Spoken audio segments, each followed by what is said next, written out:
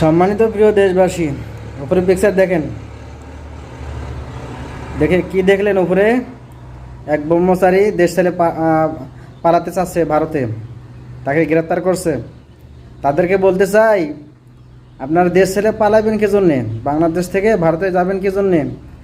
আপনারাই তো বলেন আমরা 71 সালে যুদ্ধ করেছি, তাই আমাদের বাংলাদেশ, আমরা সবাই বাংলাদেশে থাকবো।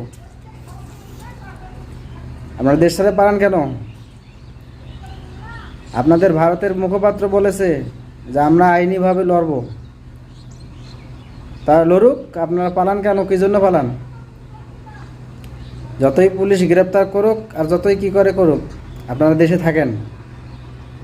যদি অন্যায় করেন তাইলে বুঝবো আপনারা ঠিকই পালাবেন, আর যারা অন্যায় করবে না তাদের কোনো সমস্যা হবে না।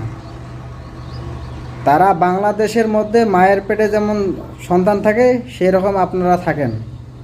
আর আপনাদের প্রভুদের এলাকায় তো আমাদের মুসলমানদের সংখ্যালঘু ভাইয়েরা খুবই নির্যাতিত থাকে।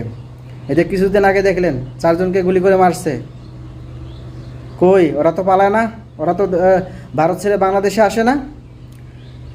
আসলে বোঝা যায় আপনাদের মনে শয়তানি আছে, তাই শয়তান দৌড় মারতেই চায়। এটাই হলো কথা। ঠিক আছে।